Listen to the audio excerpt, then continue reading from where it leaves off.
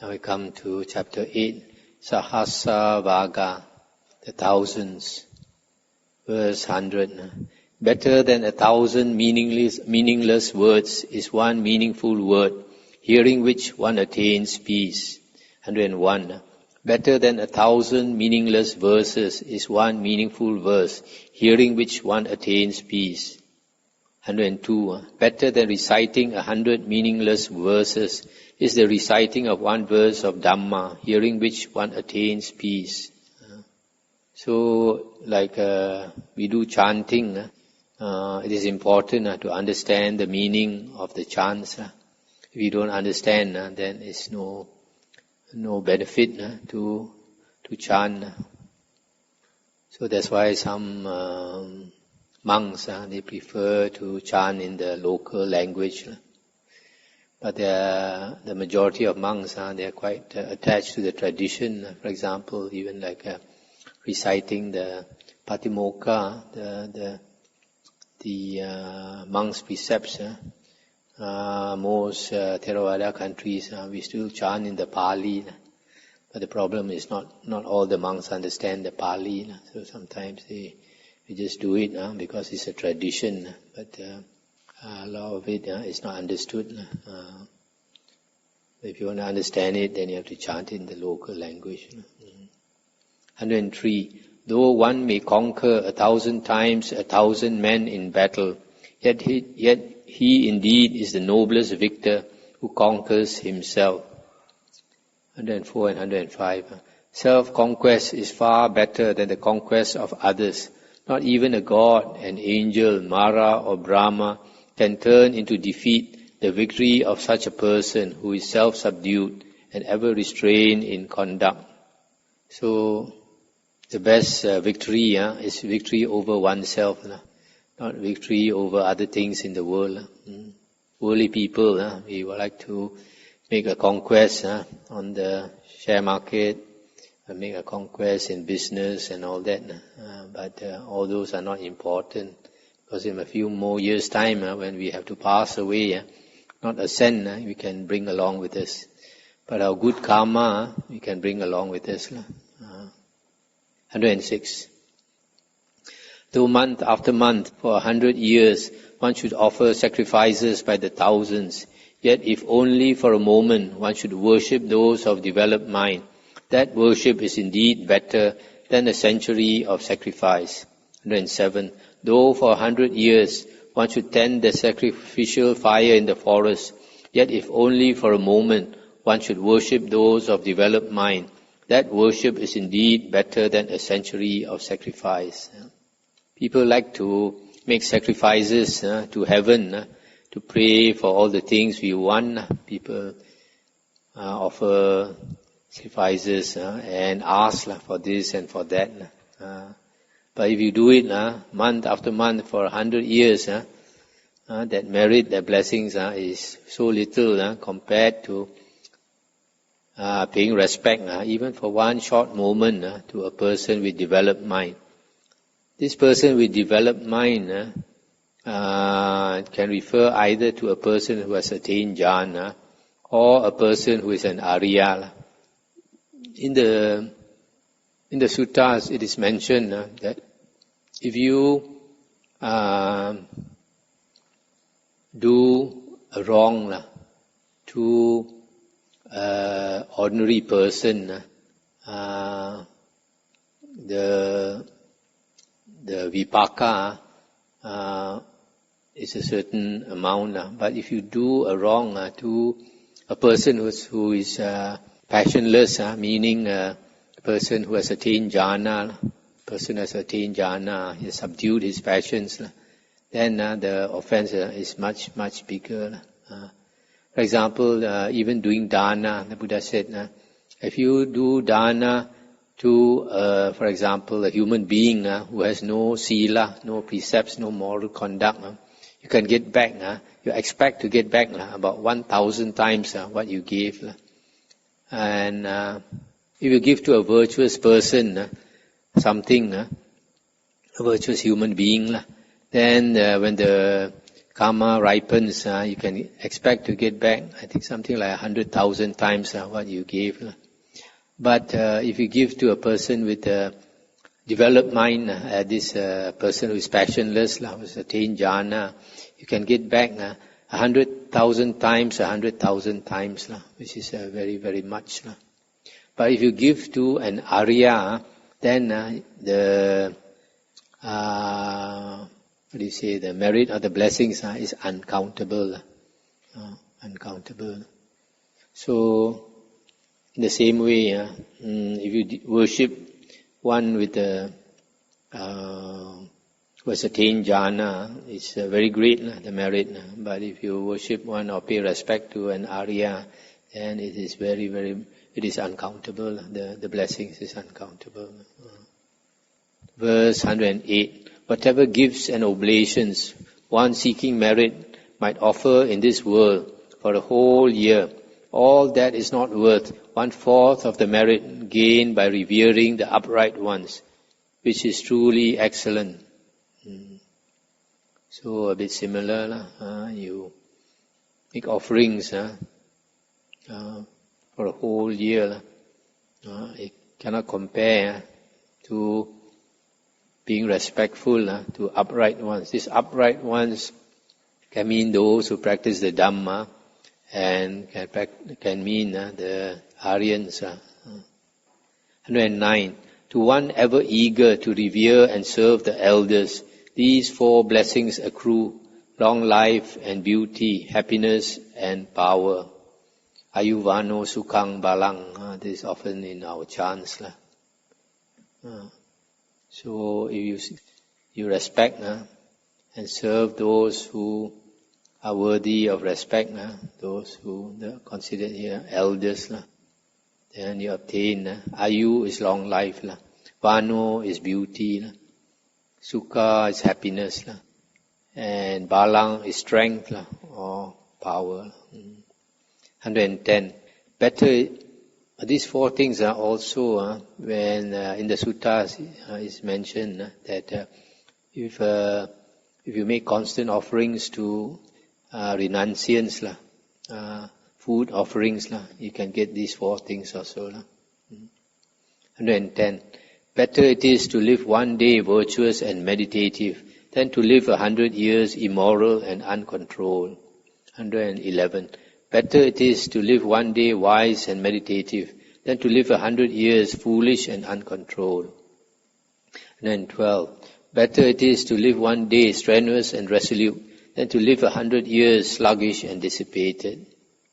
113. Better it is to live one day seeing him rise and fall, that means impermanence, than to live 100 years without ever seeing rise and fall or impermanence in the world.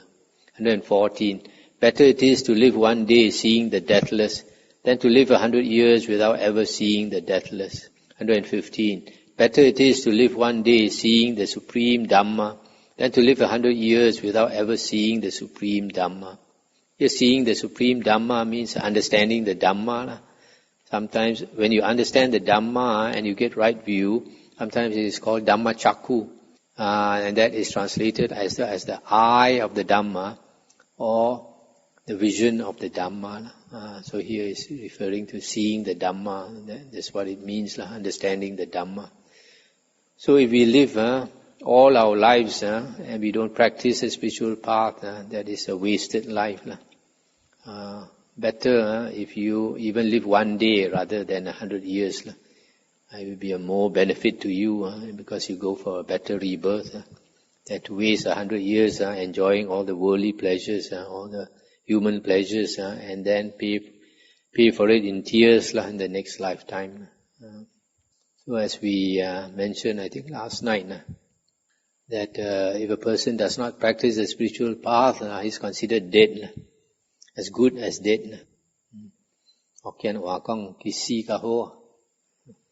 Maybe we have time for another chapter. Papa Vaga, evil. Papa is evil, chapter 9. 116. Hasten to do good and restrain your mind from evil. When one is slow in doing good, one's mind delights in evil. The Buddha says our mind is constantly changing, constantly changing. So once you have a determination or an ambition to do something good, you must quickly do it. And then if you have an intention to do something unwholesome, then you better postpone it. Maybe think about it again. You think about it more than once, maybe you might not do it. So here it says, to do good, you must do it quickly and restrain your mind from evil. But when you have an intention to do good and then you postpone, you delay, then it's more likely you won't do it. Instead, you do evil. So in the same way, if we have a bad habit, then we must quickly change it. We don't quickly change our bad habit, it gets stronger day by day. For example, laziness. If we allow ourselves to be lazy, day by day it becomes stronger and stronger. And then after a long period, to change is very difficult. 117. Should a person commit evil, let him not do it again and again. Let him not form a desire for it, for painful is the accumulation of evil. The Buddha said in the suttas, whenever we do any karma, we must reflect on it. Before we do something, we must reflect whether that karma is skillful or unskillful. Skillful means it is beneficial to us or beneficial to others. And unskillful means it is harmful to us or harmful to others. So if it is harmful, we don't do. If it is beneficial, we do. So if we constantly reflect before you do an action, and also while you are doing an action, and even after you have done an action, it doesn't matter after how long, you reflect on your action, then you always keep improving. If you don't always reflect on your actions, then you become blur. You don't realize whether you did good or you did evil. So it's always good to reflect. So if you know you did evil, don't do it again and again. Sometimes we do something wrong, then we say, maybe we do something wrong to somebody, then you say, sorry. And another day you do it again, then you say sorry again. But no point, instead of, you don't even have to say sorry, just don't do it again, and that's the best thing. 118. Should a person do good, let him do it again and again. Let him form a desire for it, for blissful is the accumulation of good. So if we know we do something is good, we should keep doing it, and then we will never regret. Instead, we get a lot of happiness from it. It reminds me, last time, I've said this before, one of the devotees told me, one lady in Penang, she said the mother died of cancer. When she died of cancer, her face was in great pain. But 1 hour after she was said to be clinically dead, the face changed, became very happy and bright, and so you can see that she was going to a good place. Because so this, when we are dying, although the doctor says that this person is dead, it takes another 1 or 2 hours before that person is actually dead. And during this 1 or 2 hours, the mind keeps going. And these last thoughts, we have no control over them. So it depends on your karma. If you have a good heart, you always think of good things. So like this lady, after 1 hour, she had a very happy face. We show she went for a good rebirth. But if your heart is no good, then you have a frightened face, because you see an evil, woeful place of rebirth. 119.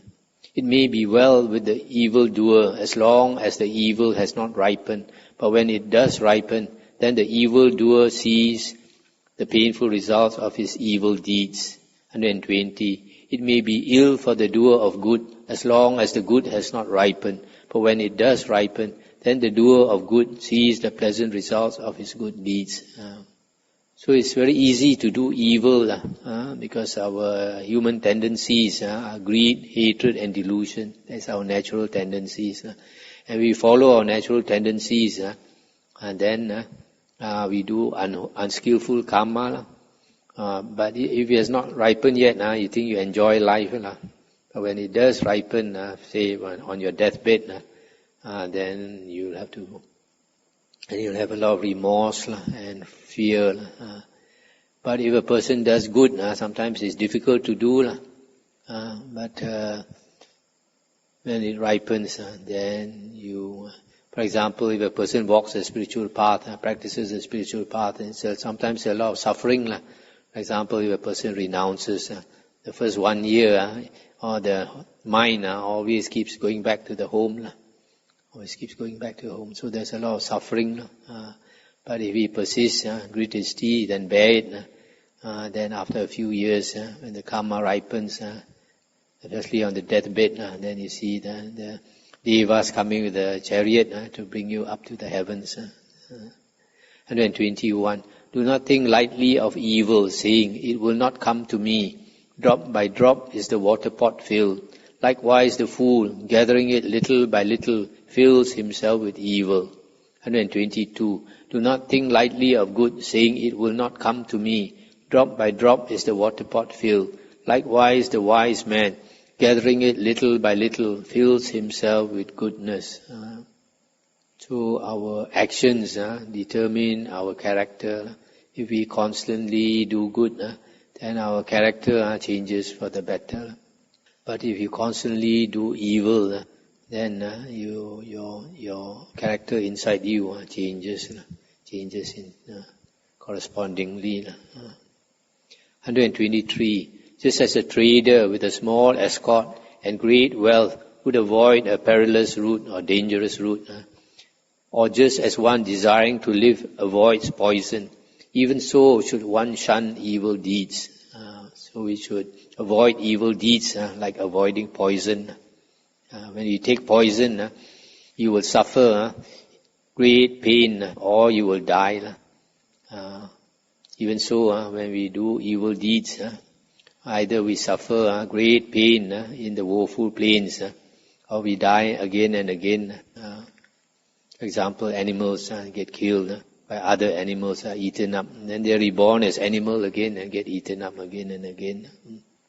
124. If on the hand there is no wound, one may even carry poison in it. Poison does not affect one who is free from wounds. For him who does no evil, there is no ill. So if your hand there's no wound, there's no open wound, even you carry poison, you are not afraid.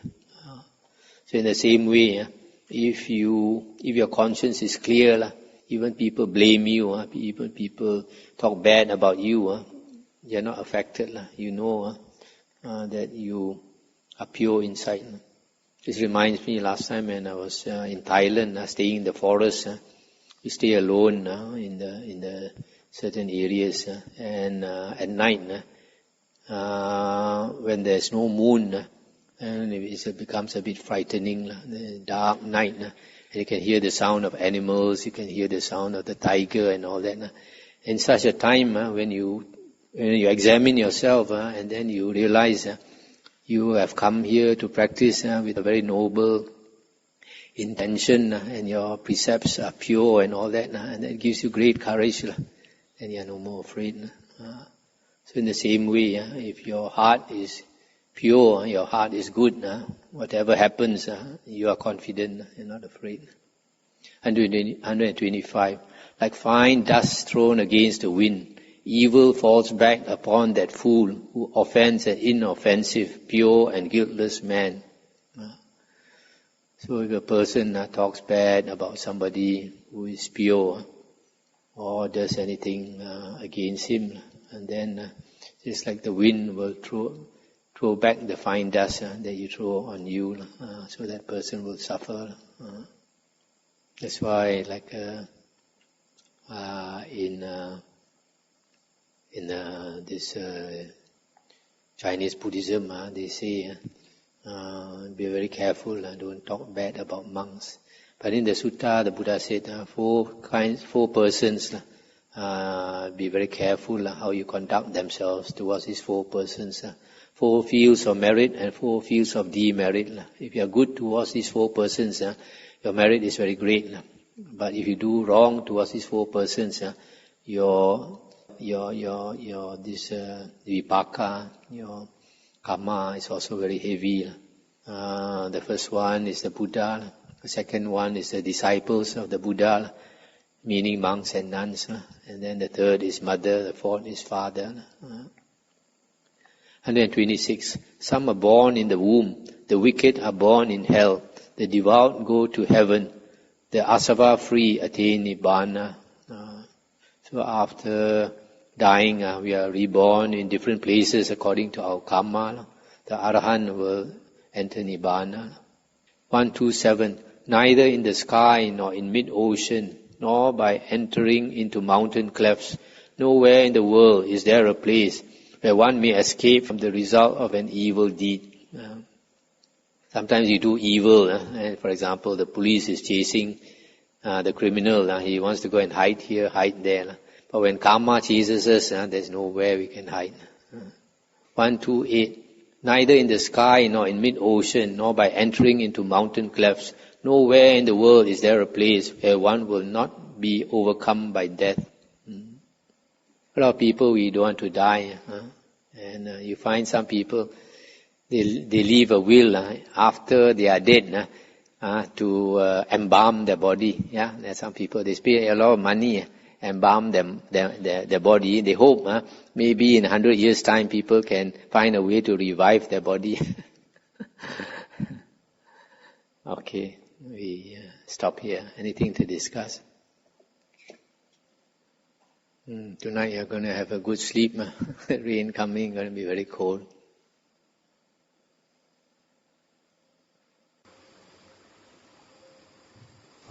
They did not mention the word Arya and also Chana. So is that correct understanding? Arya cannot be found outside of Buddhism. One. Secondly, Jhana outside, external side also, they do have Jhana side. This, the Buddha says you cannot find an Arya outside the Noble Eightfold Path.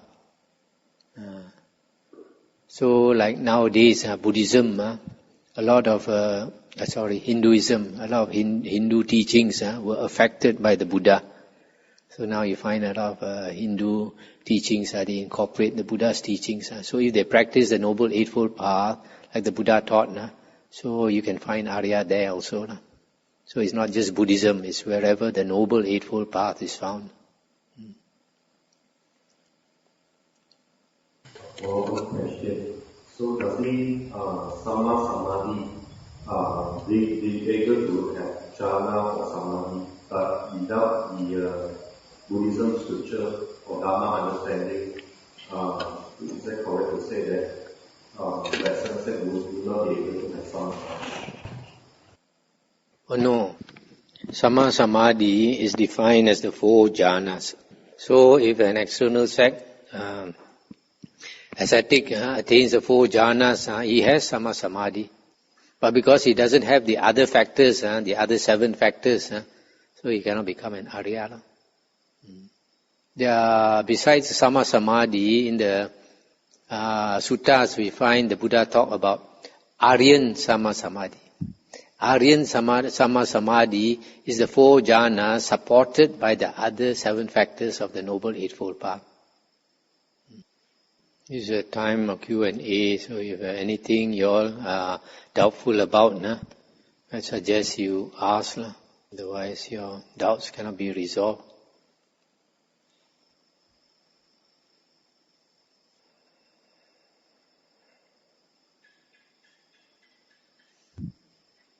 Amin Muya.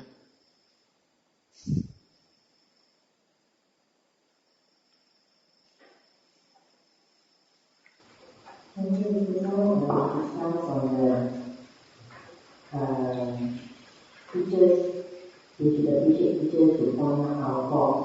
Some of us we not even see our own fault.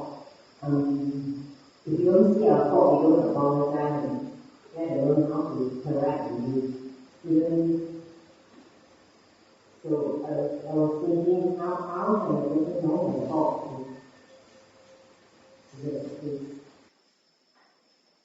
Either the teacher points out his fault, or he sees it himself. Like if he understands the Dhamma, he practices according to the Dhamma, guided by the Dhamma, he can correct himself. But the teacher will only tell you your fault if he thinks that you are happy to hear it. So if a person is not happy to hear, the teacher won't tell him his fault. But I feel some teachers are very quick. Certain teachers are very strict and very quick to point out faults of disciples. Sometimes maybe disciples need teachers like that to really wake them up. Yes, but those disciples who want to be told their faults, they will seek such a teacher.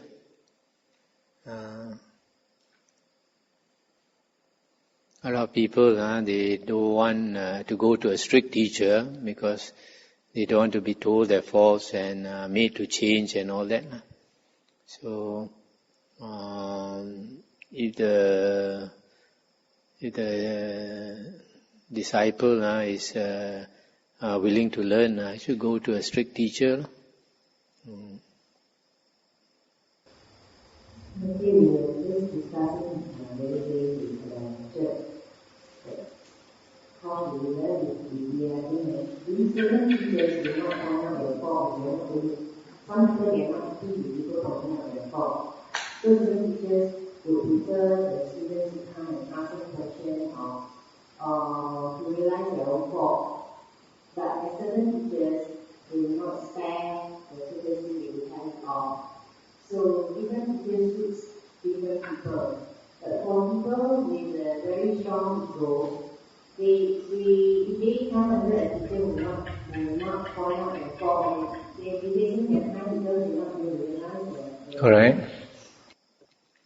See, like for me, I am not one of those who like to point out people's fault. So that's why I say that this is not a training monastery. So it's better for people who want to be trained to go to a strict monastery, like in Thailand, forest monastery, and get some training there and then come back here. Rather not have new disciples, because I find sometimes a lot of people they are so far off from the training that it's too difficult to change them. And I'm here. We don't have the time. We are so short of manpower. We don't have the time. We don't have the inclination to teach also. So it's better young monks go elsewhere to train. It's more for matured people, this monastery. He said that I believe he will worshipping those developed mind will have a lot of merit. And I wonder because this merit come from many worshipping him or because he get close to him and we hear something valuable and we practice and we get a merit. Yeah, what the verse is saying, even just by paying homage, the merit is far more than making all the sacrifices to heaven. So if you learn from the teacher, even more meritorious.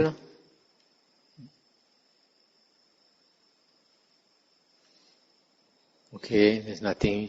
Can we end here?